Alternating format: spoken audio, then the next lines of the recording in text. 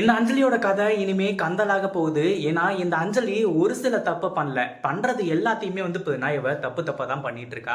இவளால இனிமே தப்பிக்கவே முடியாது அப்படின்ற ஒரு நிலைமை தான் பார்த்தீங்கன்னா, அவளுக்கு வரப்போகுது. ஏன்னா, அந்த அளவுக்கு வசமா பார்த்தீங்கன்னா, அவ சிக்கிக்க போறா. ஏன்னா, ஏற்கனவே பார்த்தீங்கன்னா, கௌதம் விஷயத்துல கௌதம பத்தின உண்மைகள சொல்லி, கௌதம இப்போ உயிருக்கு போராடுற நிலைமைக்கு போக வச்சா. அதே மாதிரி அந்த விஷயத்த தொடர்ந்து நம்ம கௌதம் இப்போ காணோம்னு சொல்லிட்டு எல்லாருமே தேடிட்டு இருக்காங்க. அடுத்ததா இந்த எஸ்எஸ்கேவை வச்சு நம்ம கௌதமோட கதையே பார்த்தீங்கன்னா முடிக்கிறதுக்காக பிளான் பண்ணிட்டாங்க. இதை தெரிஞ்சுக்கிட்ட நம்ம இலக்கியா, அதுக்கப்புறம் பார்த்தீங்கன்னா பைரவி, இவங்க எல்லாருமா சேர்ந்து இந்த அஞ்சலி மேல பார்த்தீங்கன்னா இப்போ கேஸ போட்டு இந்த அஞ்சலியை அடிச்சு பார்த்தீங்கன்னா இப்போ உள்ள தள்ள போறாங்க. போலீஸ் அடி அடின்னு அடிச்சு இந்த அஞ்சலியை வெளுத்து கட்ட போறாங்க. அதுக்கு முன்னாடி என்னவெல்லாம் நடக்குது அப்படின்னு சொல்லிட்டு பார்க்கறதுக்கு முன்னாடி இப்பதான் நம்ம சேனலுக்கு ஃபர்ஸ்ட் டைம் வரீங்க அப்படின்னா சப்ஸ்கிரைப் பண்ணிக்கோங்க. இப்போ நம்ம இலக்கியா, அதுக்கப்புறம் பார்த்தீங்கன்னா இந்த பைரவி, கார்த்திக், அதுக்கப்புறம் நம்ம ஜானகி, வெங்கட்ராமன், இவங்க எல்லாருமே நம்ம கௌதம்க்கு என்னாச்சோ ஏதாச்சோ அப்படின்னு சொல்லிட்டு பதறிட்டு இருக்காங்க, தேடிக்கிட்டு இருக்காங்க, ஓடிக்கிட்டு இருக்காங்க. இந்த மாதிரி டைம்ல இந்த அஞ்சலி இருந்துட்டு அப்பாடா நம்ம நினைச்சது எல்லாமே நடக்க போகுது.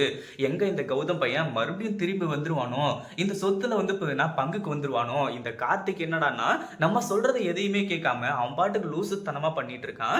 அதே மாதிரி இந்த கௌதம் பார்த்தீங்கன்னா வராதது ரொம்பவே நல்லதுதான். கண்டிப்பா இவங்க எல்லாருமா போயிருக்காங்க அப்படின்னா தேடி கண்டுபிடிச்சு கூட்டிட்டு வந்துருவாங்க. அந்த ஒரு விஷயத்துக்கு மட்டும் நம்ம பார்த்தீங்கன்னா இடம் கொடுக்கவே கூடாது அப்படின்னு சொல்லிட்டு தான் எஸ்எஸ்கேவுக்கு ஃபோன் பண்ணி சொல்றாங்க.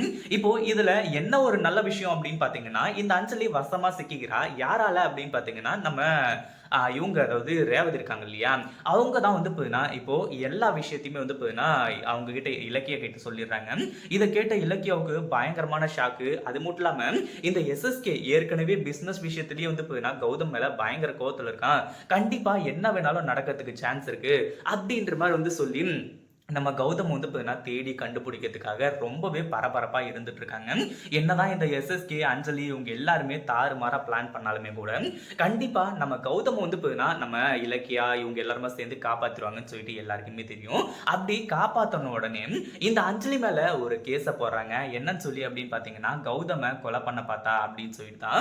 அதாவது இந்த பைரவியையும் கன்வின்ஸ் பண்ணிடுறாங்க. பைரவி கிட்டயும் பார்த்தீங்கன்னா அஞ்சலி பண்ணிருக்க காரியத்தை பாத்தீங்களா, நீங்க எவ்வளவோ சொன்னீங்க, கௌதம் என்னோட மகன் மாதிரி, அவனுக்கு எதுவும் ஆபத்து ஆயிடக்கூடாது, அவன் வீட்டுக்கு வந்தா வரலன்னா நான் என்ன பண்ணுவேன் ஏது பண்ணுவேன்னு சொல்லிட்டு என்னென்னமோ சொல்லியிருந்தீங்கல்ல. ஆனா அஞ்சலி அது எதையுமே பொருட்படுத்தாம கௌதம் வீட்டுக்கு வரவே கூடாது அப்படின்றதுக்காக என்ன பண்ணிருக்கான்னு பாருங்க அப்படின்றமா சொன்னதுக்கு அப்புறமா இந்த பைரவியே இப்போ முன்ன நின்று இந்த அஞ்சலியை போலீஸ் கிட்ட பிடிச்சு கொடுக்குறாங்க.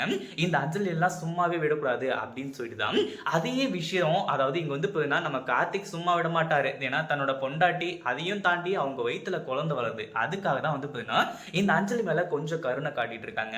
இப்போ அந்த ஒரு விஷயத்தையும் பொய் அப்படின்றத நிரூபிச்சு கண்டிப்பா நம்ம இலக்கியா இந்த அஞ்சலியை பர்மனண்டா ஜெயிலுக்கு அனுப்ப போறாங்க.